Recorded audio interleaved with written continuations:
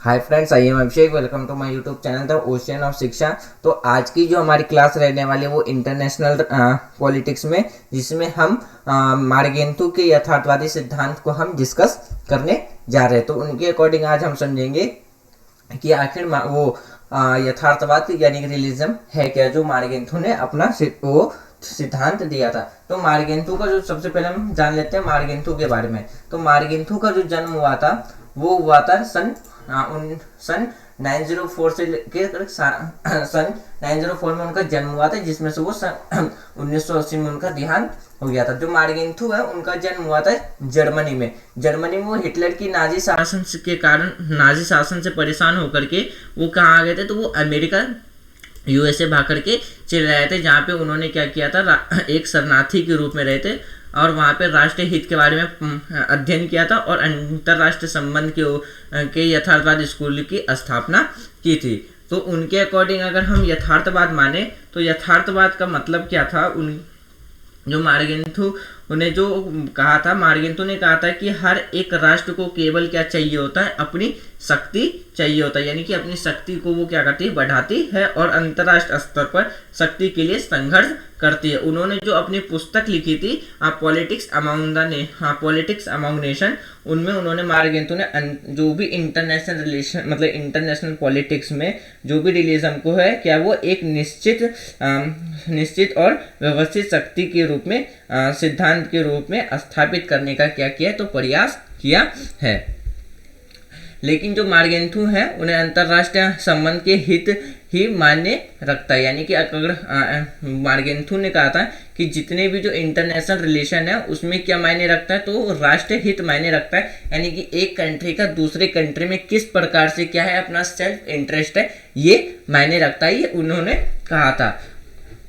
जब किसी देश के राष्ट्रीय हित को समझ लेते हैं तो आप आसानी से उसकी विदेश नीति चाल का अनुमान लगा सकते हैं। यानी कि मार्गेंथु ने कहा था कि अगर हम किसी भी कंट्री की क्या कर सकते हैं, फॉरेन मतलब उसके इंटरेस्ट को समझ सकते हैं। जैसे कि आज के टाइम पे क्या है कि रसिया और चाइना क्या है, आपस में एक दूसरे के साथ क्या कर रहे हैं, अपने रिलेशन को और ज़्यादा इम्प्रूव कर रहे हैं। एक एग्जांपल हम देख सकते हैं कि पाकिस्तान और चाइना का रिलेशन आज के टाइम पे क्या है, काफ़ी ज़्यादा अच्छा है।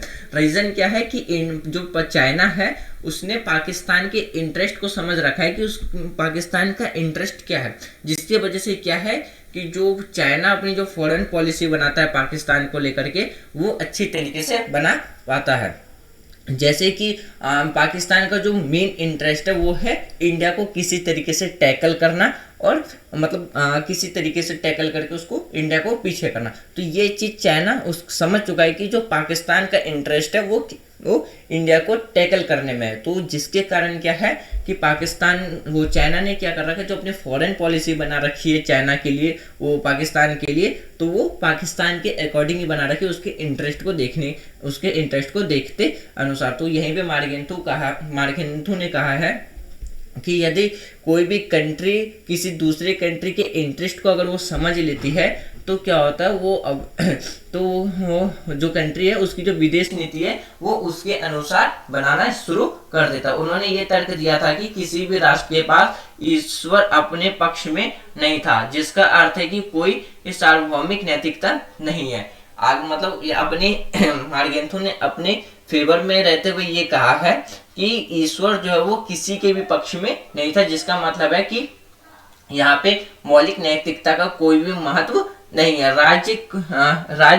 राज्यों की कोई भी कार्रवाई विवेक और व्यवहारिकता पर आधारित होनी चाहिए। मार्गेंथु ने कहा था किसी भी कंट्री के साथ, जब एक कंट्री दूसरे कंट्री के साथ जो रिलेशन बनाती है तो उसमें जो भी नीतियां बनाई जाती है, जो भी कार्रवाई की, यानी कोई जो भी कार्य करती है एक कंट्री दूसरी कंट्री से रिलेशन बनाते टाइम, तो वहाँ पे क्या करना चाहिए, अपने विवेक यानी कि अपने बुद्धि का और व्यवहारिकता के आधार पर ही क्या करना चाहिए, तो अपना रिलेशन स्थापित करना चाहिए।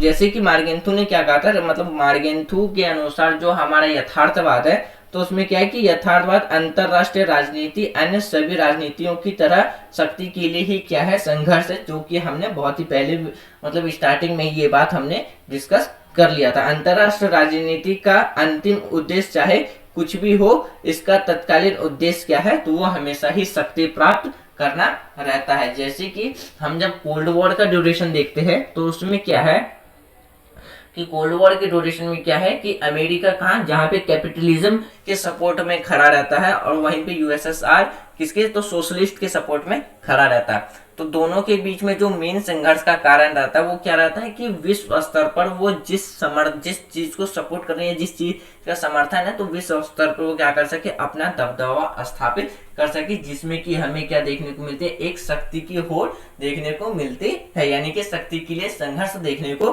मिलता है। तो उसी को जो मार्गेंथु है उन्होंने यथार्थवाद की जो परिभाषा दी है वो इसी आधार पर दी है कि जो यथार्थवाद है वो क्या है, तो शक्ति के लिए एक संघर्ष है। तो मार्गेंथु ने खुद को मतलब मार्गेंथु ने खुद को उस दृष्टि से पहचाना है जिससे वे यथार्थवाद कहते हैं। यह मानते हैं कि दुनिया की जो घापियां या मानव स्वभाव में निहित शक्तियों का परिणाम है। कहने का मतलब ये है कि जो मतलब मार्गेंथु ये कहते हैं कि जो भी व्यक्ति है वो क्या करता है, एक पहले तो व्यक्ति का स्वभाव कैसा होता है, वो स्वार्थी होता है। वो किसी से भी संबंध बनाने के लिए सबसे पहले क्या देखता है, वो अपना इंटरेस्ट देखता है, जो कि मानव के स्वभाव में है। और मानव का जो स्वार्थ है वो सबसे पहले किस में है, वो शक्ति को अर्जित करने में। तो इसीलिए यहाँ पे जो मार्गेंथु ने यथार्थवाद का सिद्धांत देते हुए कहा था कि जो यथार्थवाद है वो क्या है, एक शक्ति के लिए संघर्ष है। इस दृष्टि के अनुसार यदि हम देखें तो दुनिया को बेहतर बनाने के लिए उन ताकतों के साथ काम करना चाहिए, ना कि उनके खिलाफ। मार्गेंथु कहते हैं यदि हम दुनिया को बेहतर बना सकें, या जब हम अगर किसी कंट्री टू कंट्री अच्छा रिलेशन बना सके, तो हमें क्या करना चाहिए, तो उन ताकतों के साथ मिलकर के हमेशा उनके अनुसार काम करना चाहिए, ना कि उनके अगेंस्ट में। उदाहरण के तौर पे अगर हम बात करें, जैसे चाइना और पाकिस्तान का आज रिलेशन काफ़ी हद तक अच्छा है। रीज़न क्या है, क्योंकि पाकिस्तान जो भी काम करता है, क्योंकि पाकिस्तान को पता है कि चाइना पाकिस्तान से कई ज़्यादा पावरफुल कंट्री है, तो इसीलिए वो क्या करता है, चाइना के अकॉर्डिंग वो काम करता है, ना कि उसके अगेंस्ट में, ताकि जिससे क्या हो कि आपसी उन दोनों में संघर्ष की स्थिति ना आ जाए और रिलेशन खराब ना हो जाए। तो यहीं पे मार्गेंथु अपने दृष्टि के अनुसार यही बात समझाने की कोशिश करते हैं। ऐसी दुनिया में जहाँ संघर्ष सशस्त्र, यानी कि फिर मार्गेंथु कहते हैं हम एक ऐसी दुनिया में है जहाँ क्या है, संघर्ष सबसे प्रथम पे आता है, यानी कि सबसे पहले आता है। नैतिक सिद्धांतों को कभी पूरी तरीके से महसूस नहीं वहाँ पे किया जा सकता। उन्होंने केवल हितों के एक अस्थायी तुलनात्मक के माध्यम में अनुमानित किया जा सकता है। पूर्ण भलाई कभी हासिल नहीं की जा सकती, लेकिन नियंत्रण और संतुलन की एक प्रणाली को अमूर्त नैतिक या नैतिकता संहिता के बजाय ऐतिहासिक अनुभवों से निकाला जा सकता है।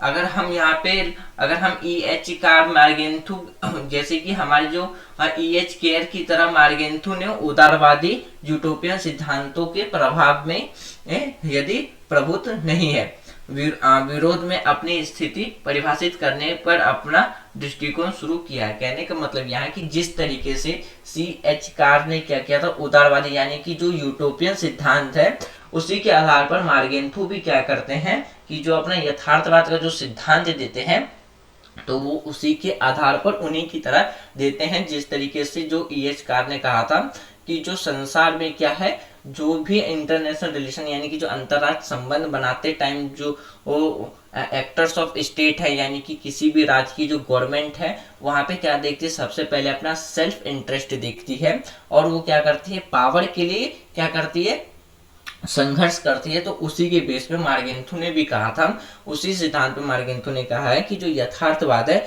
वो क्या है, तो शक्तियों के लिए संघर्ष है। अब बात करते हैं हम आगे जो हम डिस्कस करेंगे, इसमें हम मार्गेंथु के क्या करेंगे, 6 प्रिंसिपल्स के ऊपर डिस्कस करेंगे, जो कि मार्गेंथु ने यथार्थवाद से रिलेटेड दिया है। मार्गेंथु का जो पहला सिद्धांत है, यानी कि मार्गेंथु ने जो यथार्थवाद के 6 सिद्धांतों का वर्णन किया है, इन सभी सिद्धांतों को मिलाकर संपूर्ण रूप से क्या बनता है, एक यथार्थवाद इंटरनेशनल पॉलिटिक्स का एक महत्वपूर्ण सिद्धांत बनता है। तो आज हम डिस्कस करते हैं। उन्होंने जो पहला सिद्धांत दिया था, उन्होंने पहला सिद्धांत किस चीज पे दिया है कि जो मनुष्य राजनीति उन वस्तुनिष्ठ नियमों द्वारा संचालित होती है जिसकी जड़ें व्यक्ति के साथ स्वभाव में है। कहने का मतलब है कि जो सामान्य रूप से यानी कि सामान्य सामाजिक की तरह ही क्या है, राजनीति भी उन यथार्थवादी अवस्था अथवा वस्तुनिष्ठ नियमों से संचालित होती है जो मानव प्रकृति में निहित है। मनुष्य जिन नियमों के तहत क्रियाकलाप करता है वह सार्वभौमिक और राजनीति व्यवस्था स्वरूप को समझने के लिए इन वस्तुनिष्ठ नियमों का ज्ञान होना अत्यंत आवश्यक है। तभी अनुभव व तथ्य के आधार पर एक तर्क संगत राजनीतिक सिद्धांत की रचना की जा सकती है। तो इस प्रकार जो मार्गेंथो है वो अपना जो पहला सिद्धांत है वो इसमें ये कहते हैं कि जो इतनी भी जो मतलब मनुष्य राजनीति उन वस्तुनिष्ठ नियमों द्वारा संचालित होती है जिसकी जड़ें व्यक्ति के स्वभाव में यानी कि जो भी व्यक्ति के नेचर में होता है। दूसरा सिद्धांत जो मार्गेंथो का है, दूसरे सिद्धांत में मार्गेंथो कहते हैं, तो उन्होंने दूसरा सिद्धांत किस पे दिया है, तो वो राष्ट्रीय हित के संदर्भ में दिया है, जिसमें कहते हैं कि जो राष्ट्रीय हित को शक्ति के रूप में परिभाषित किया जा सकता है। और उसमें मार्गेंथो कहते हैं कि यह सिद्धांत मार्गेंथो के यथार्थवाद सिद्धांत का केंद्र बिंदु है। यानी कि जो दूसरा सिद्धांत है मार्गेंथो का, जो सेकंड प्रिंसिपल है वो मार्गेंथो का, वो क्या है कि यथार्थवाद की ये क्या है, एक सेंट्रल पॉइंट है, यानी कि ये केंद्र बिंदु है, जिसमें ये कहते हैं कि जो इंटरनेशनल पॉलिटिक्स में शक्ति के रूप में परिभाषित किया जा सकता है। यानी कि सेकंड प्रिंसिपल में मार्गेंथो ने कहा है कि जो हमारा इंटरनेशनल पॉलिटिक्स है उसको हम क्या कर सकते हैं, एक शक्ति के रूप में यानी कि पावर के रूप में हम इसे डिफाइन कर सकते हैं। मार्गेंथो के अनुसार शक्ति के रूप में परिभाषित हित व मुख्य मार्गदर्शक है जो अंतरराष्ट्रीय राजनीति के क्षेत्र में यथार्थवाद का प्रथम प्रदर्शित करता है। विदेश नीति के निर्धारित सदैव शक्ति राजनीति का केंद्र तत्व मानते हैं तथा इसी आधार पर नीति निर्माण करते हैं। राष्ट्रीय हित हमेशा राष्ट्र शक्ति द्वारा सुरक्षित किया जा सकता है। कहने का मतलब है कि जो भी विदेश नीति यानी कि जो भी हम इंटरनेशनल मतलब फॉरेन पॉलिसी बनाते हैं उसका जो बेसिक है वो हमेशा क्या रहता है, शक्ति मतलब इसमें क्या रहता है मतलब पावर को क्या है, तो राजनीतिक यानी कि पावर को पॉलिटिक्स का क्या माना जाता है, हमेशा सेंट्रल माना जाता है। इसी आधार पर क्या होती है, कोई भी कंट्री अपनी फॉरेन पॉलिसी को क्या करती है, बनाती है, जिसे हम राष्ट्रीय हित हमेशा राष्ट्र शक्ति द्वारा ही हमेशा क्या किया जाता है, तो सुरक्षित किया जाता है। तो ये मार्गेंथो के द्वारा क्या है, तो दूसरी स्टेटमेंट मतलब दूसरा सिद्धांत है। अगर हम तीसरे सिद्धांत की जैसे कि अभी हम यहाँ बात करें कि मार्गेंथो ने यथार्थवादी सिद्धांत के दूसरे सिद्धांत को अंतरराष्ट्रीय राजनीति की मास्टर कुंजी के रूप में भी पेश कर रखा है। यही पर्यवेक्षी पर बौद्धित्व अनुशासन थोपता है, जबकि राजनीति विषय वस्तु के तर्क संगत व्यवस्था का संचार करता है और इस प्रकार राजनीति की सिद्धांतिक समझ को संभव बनाता है। तो ये किसके द्वारा कहा गया, तो ये भी मार्गेंथो के द्वारा ही कहा गया है। शक्ति के संदर्भ में परिभाषित हित की अवधारणा राजनीतिक यथार्थवाद को अंतरराष्ट्रीय राजनीति के क्षेत्र में ले जाती है और शोधकर्ताओं ने मार्गदर्शन कराती है। तो ये सब किसके द्वारा कहा जा रहा है, तो ये सब मार्गेंथो के द्वारा कहा गया है अपने दूसरे सिद्धांत में। वहीं पे अगर हम तीसरा सिद्धांत बात करें तो तीसरे सिद्धांत में मार्गेंथो ने क्या कहा है कि रुचि हमेशा गतिशील होती है, यानी कि राष्ट्रीय हित हमेशा क्या रहता है, परिवर्तनशील रहता है। जैसे कि हम सबको पता है कि इंटरनेशनल लेवल पर कोई भी हमारा परमानेंट फ्रेंड या एनिमीज नहीं रहता है। उदाहरण के तौर पर देखें कि आज से जब 1990 के दशक में हमारा रिलेशन काफी हद तक खराब था, किससे, तो यूएसए से और रसिया से काफ़ी हद तक हमारा बहुत बढ़िया रिलेशन था। जबकि आज का टाइम हम देखते हैं तो आज के टाइम पे हमारा रिलेशन वेस्टर्न कंट्री से काफ़ी हद तक इम्प्रूव हो गया है। जबकि वहीं पे जो रसिया जैसी कंट्री जिससे के साथ जैसे जो हमारी रसिया के साथ जो रिलेशन था वो आज भी तो इम्प्रूव में है, यानी आज भी रिलेशन अच्छे हैं, मगर उस लेवल पे नहीं जितने कि 1990 के दशक में हुआ करते थे। आज के टाइम पे हम क्या देख रहे हैं, हमारा जो रिलेशन है वो काफ़ी हद तक किससे, तो वेस्टर्न कंट्री से काफ़ी अच्छा होता जा रहा है। तो ये इस चीज़ को दर्शाता है कि जो मतलब जो किसी भी कंट्री की जो इंटरेस्ट है वो हमेशा क्या रहती है, वो बदलती रहती है टाइम के अनुसार। इसीलिए इंटरनेशनल लेवल पर हमारा कोई भी ना तो कोई परमानेंट फ्रेंड होता है, ना कोई परमानेंट एनिमी होता है। किसी भी राष्ट्र की जो नीतियां हैं तथा कार्य सदैव क्या है, राष्ट्रीय हित द्वारा संचालित होती है। मार्गेंथो कहते हैं कि कोई भी कंट्री जो अपनी पॉलिसीज बनाता है या कोई भी कंट्री जो काम करता है वो क्या करता है, सबसे पहले उसमें क्या देखता है, अपने राष्ट्रीय हित, यानी कि वो जिस कंट्री की जिसमें अपना इंटरेस्ट है तो उसको ध्यान में रखते हुए वो क्या करता है, अपने पॉलिसीज और उस पर अपना काम करता है। ये भी मार्गेंथो के द्वारा अपने तीसरे सिद्धांत में कहा गया है। यह सिद्धांत राष्ट्रीय हित का कोई निश्चित अर्थ मानकर नहीं चलता है। हमें यह तत्व नहीं था कि बदली हुई परिस्थितियों के अनुसार राष्ट्र अपनी नीतियों का निर्माण करे। यानी कि मार्गेंथो अपने तीसरे सिद्धांत में कहते हैं कि जो कंट्री अपनी जो काम करती है वो क्या करती है, हमेशा अपने इंटरेस्ट को देख करके ध्यान में रख करके करती है, और जो इंटरेस्ट है वो टाइम के अनुसार हमेशा क्या रहता है, वो बदलता रहता है। इस प्रकार राष्ट्रीय शक्ति के संदर्भ में अगर हम परिभाषित करें तो राष्ट्रीय हित को अंतरराष्ट्रीय संबंध के पाठ्यक्रम का वास्तविक विश्लेषण करने के लिए बार बार और लगातार विश्लेषण करना पड़ता है। राजनीतिक यथार्थवाद राष्ट्रीय शक्ति और राष्ट्रीय हित के कार्य के निरंतर और नियमित विश्लेषण के माध्यम से अंतरराष्ट्रीय संबंध की प्रकृति को समझने के लिए जो हमेशा राष्ट्र के बीच संबंध की प्रकृति और दायरे को निश्चित करता है। तो ये क्या है, तो ये मार्गेंथो का तीसरा सिद्धांत है। और वहीं पे मार्गेंथो ने चौथा सिद्धांत दिया है कि सार नैतिक सिद्धांतों को राजनीतिक पर लागू नहीं किया जा सकता, यानी कि जो युद्ध नैतिक नियम है वो राजनीति पर लागू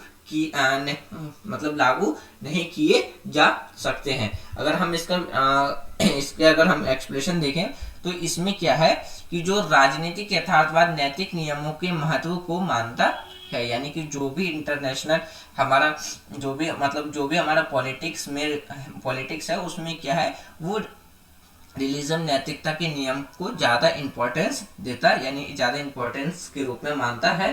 परंतु उनका यह दृष्टि विश्वास के उनका यह दृढ़ विश्वास है कि अमुक तथा स्वरमय स्वरूप के रूप में उन्हें राज्य के कार्यों पर लागू नहीं किया जा सकता है। मार्गेंथो का मानना है कि विवेक राजनीति का उच्चतम मूल्य और नैतिक नियमों का पालन विवेक और उनके परिणाम पर करना चाहिए। राज्य का सबसे प्रमुख गुण अपने अस्तित्व की रक्षा करना है। इससे कोई भी राष्ट्र समझौता नहीं कर सकता है। मतलब कि जो मार्गेंथो है वो कहते हैं कि किसी भी कंट्री का जो सबसे कोई भी कंट्री जो अपना अंतरराष्ट्रीय स्तर पर जो संबंध बनाती है एक कंट्री से दूसरी कंट्री में, तो वो क्या है, एक तो हमें क्या करना चाहिए, अपने विवेक और परिणाम को क्या करना चाहिए, अपने नैतिक नियमों का पालन करते हुए हमें अपने बुद्धि अपने ज्ञान का इस्तेमाल करके रिलेशन बनाना चाहिए। और उसमें फिर मार्गेंथो ने आगे कहा है कि जो राज्य की जो सबसे पहला जो प्रमुख गुण है वो क्या है, अपने अस्तित्व की रक्षा करना, जिसके कारण क्या है, आज के समय पे हमें क्या देखने को मिलता है, हर अलग अलग कंट्री अपने अस्तित्व और अपने आत्मरक्षा को बनाए रखने के लिए या बचाने के लिए वो क्या करती है, अपने ताकतों को बढ़ाती रहती है। और मार्गेंथो कहते हैं कि जो अपना जो अस्तित्व की जो रक्षा है उससे समझौता कोई भी कंट्री नहीं कर सकती और नहीं किया जाना चाहिए। पांचवें सिद्धांत अगर हम बात करें, अगर हम गाइड के रूप में विवेक, यानी कि हम prudence of age the guides के रूप में अगर बात करें तो इसका मतलब यह नहीं है कि राजनीति यथार्थवाद नैतिकता से रहित है।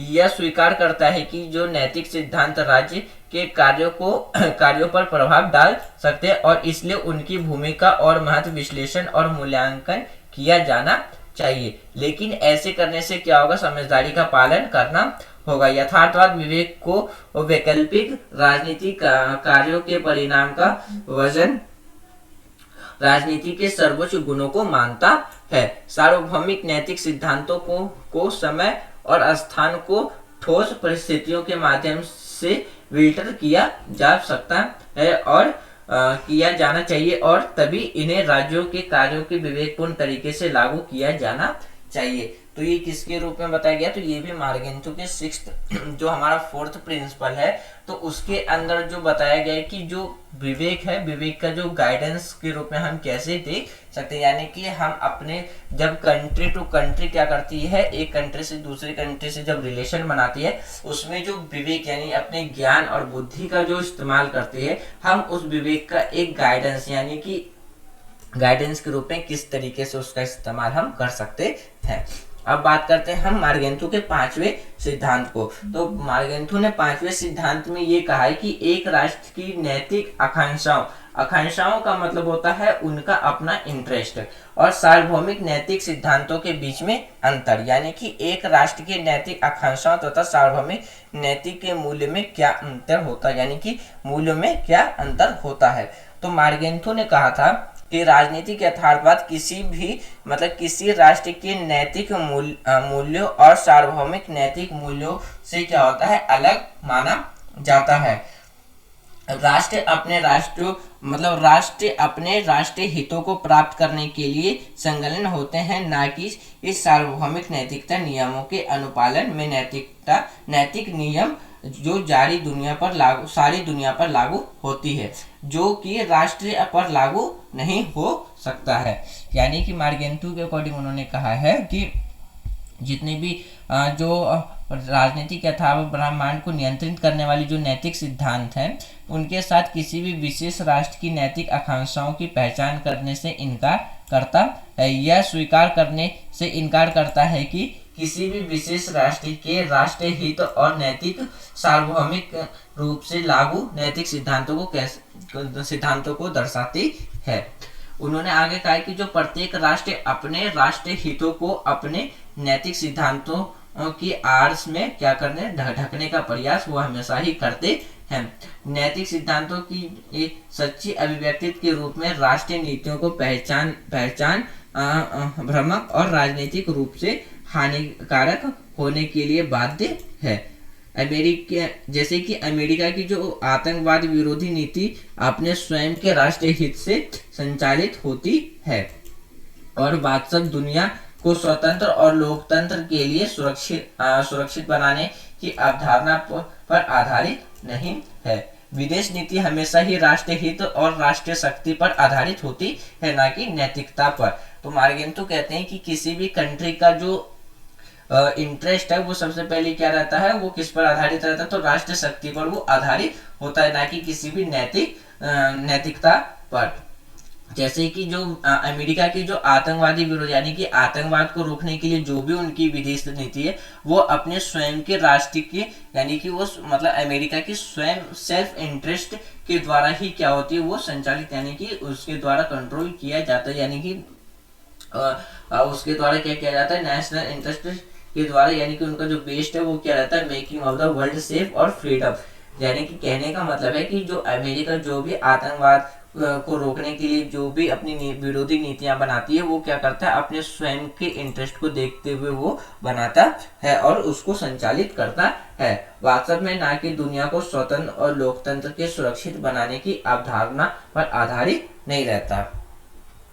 वहीं पे अगर हम बात करें कि राष्ट्र अपने राष्ट्रीय हितों को सुरक्षित रखने में लगे अभिनेता और नैतिक कानूनों को अनुयायी नहीं करते। कहने का मतलब है कि मार्गेंथु कहते हैं कि जो कोई भी जो राष्ट्र है, मतलब सभी राष्ट्र क्या करते हैं, अपने इंटरेस्ट यानी कि अपने हितों को सुरक्षित रखने के लिए क्या करते हैं, कार्य करते हैं, ना कि किसी भी नैतिक कानूनों के अनुयायी करते हैं। ब्रह्मांड को नियंत्रित करने वाली जो नैतिक नियम है उनके कार्य पर लागू वो नहीं होता है। उनके कार्य हमेशा क्या होते हैं, राष्ट्रीय हित पर ही आधारित रहते हैं।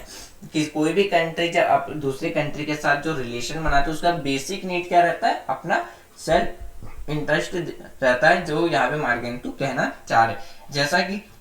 जैसा कि सत्ता के रूप में माना जाता है, किसी राष्ट्र की नीति की बराबरी नहीं की जा सकती है और इसे सार्वभौमिक नैतिक सिद्धांत के साथ भ्रमित नहीं किया जा सकता। अब हम बात करते हैं मार्गेंटू के सिक्स्थ प्रिंसिपल के बारे में। मार्गेंटू का जो सिक्स्थ प्रिंसिपल है उसमें ये कहते हैं कि अंतरराष्ट्रीय राजनीति की मतलब कि जो autonomy of the international politics, अंतरराष्ट्रीय राजनीति की स्वायत्तता, इसमें मार्गेंटू कहते हैं कि जो राजनीतिक यथार्थवाद राजनीति के क्षेत्र में स्वायत्तता में विश्वास रखता है। राजनीति का क्षेत्र उतना ही स्वायत्त है, मतलब स्वायत्त है जितना कि आर्थिक तथा कानून का क्षेत्र। एक राजनीतिक यथार्थवाद हमेशा शक्ति के रूप में ही परिभाषित हितों के बारे में सोचता रहता है। तो ये मार्गेंटू का क्या था, तो सिक्स्थ प्रिंसिपल है जिसमें उन्होंने ये बात कही है। एक राजनीतिक यथार्थवाद हमेशा क्या करता है, तो सत्ता के रूप में ही क्या होता है, परिभाषित रहता है। बजाय मतलब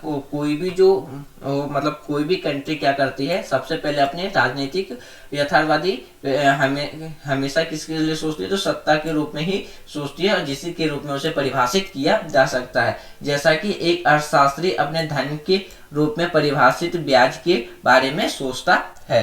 वकील कानूनी नियम के साथ साथ कार्रवाई की अनुरूपता और नैतिकतावादी नैतिक सिद्धांतों के साथ साथ कार्रवाई के अनुरूप कार्य करता है।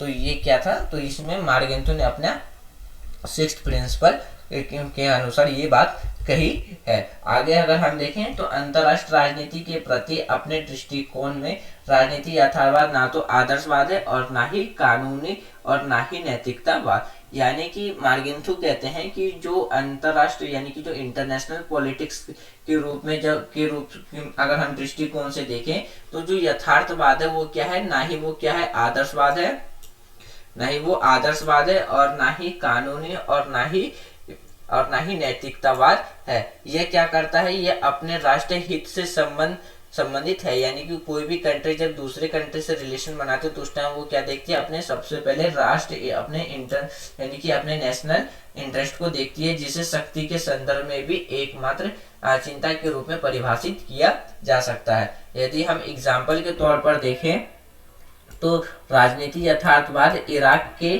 खिलाफ युद्ध में जाने के अमेरिकी निर्माण के कानून और नैतिक दृष्टिकोण से संबंधित नहीं था। यह उन कारणों से संबंधित था जिसमें क्या था, परिणाम स्वरूप ऐसी अमेरिका नीति और इस नीति के वास्तविक परिणाम सामने आ गए। यह संयुक्त राष्ट्र अमेरिका के राष्ट्रीय हितों के आधार पर इस अमेरिकी नीतिगत निर्णयों की व्याख्या करता है। यानी कि यहाँ पे जो एग्जाम्पल दिया गया है कि जो इराक में के खिलाफ जो युद्ध अमेरिका के द्वारा जो किया गया था उसमें क्या था, उसमें अमेरिका का अपना सेल्फ इंटरेस्ट यानी कि राष्ट्रीय हित के आधार पर किया गया था, ना कि किसी भी नीतिगत निर्णयों की व्याख्या करने के लिए।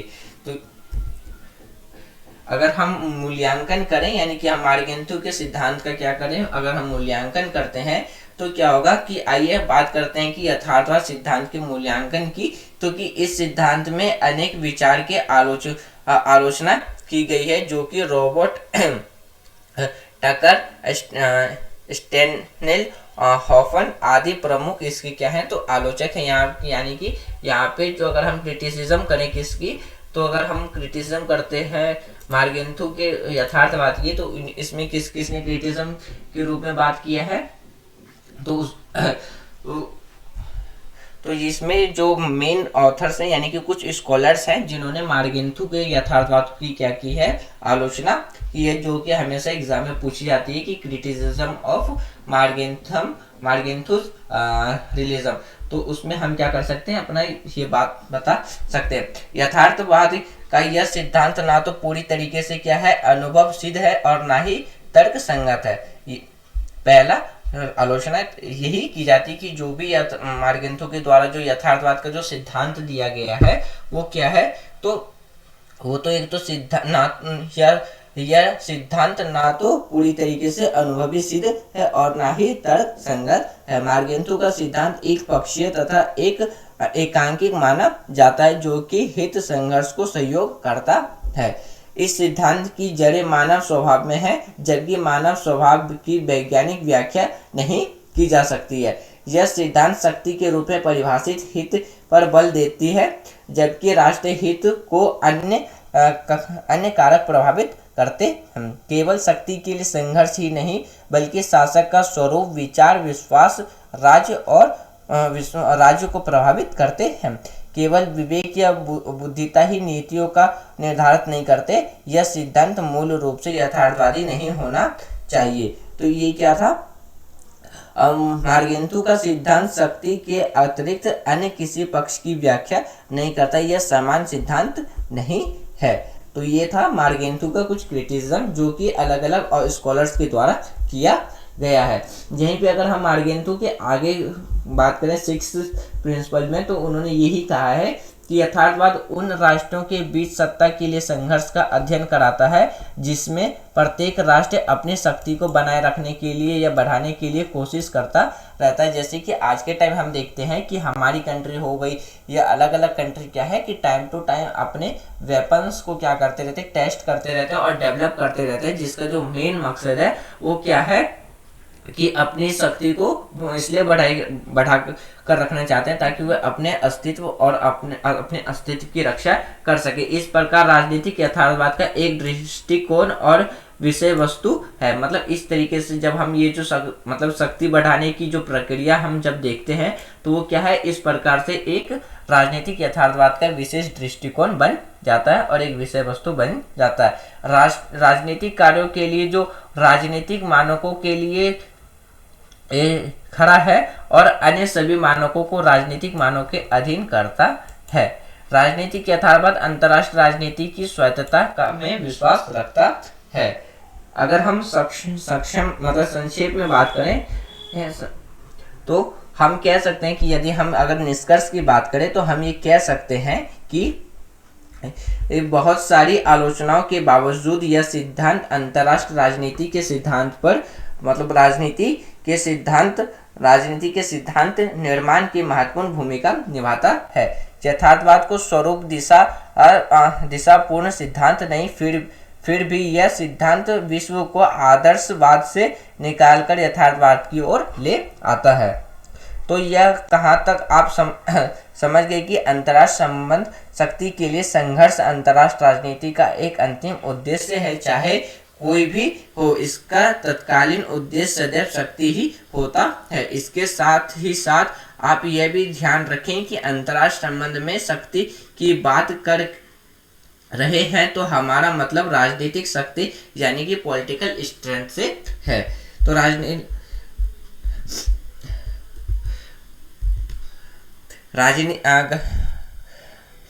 राजनीतिक गति का अर्थ है कि दूसरे की कार्य गतिविधियों तथा दिमाग पर नियंत्रण। यथार्थवाद के समर्थकों के अनुसार यथार्थवाद सबसे बड़ा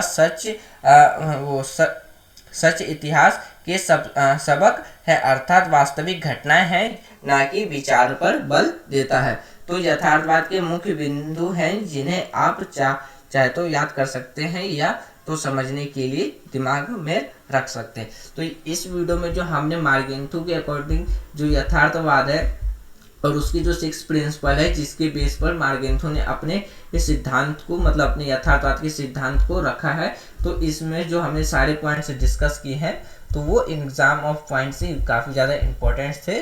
तो जिसमें हमने पहला जो सिद्धांत था मार्गेंथो का पहला सिद्धांत यही था कि राजनीति उन उद्देश्य कानूनों द्वारा शासित होती है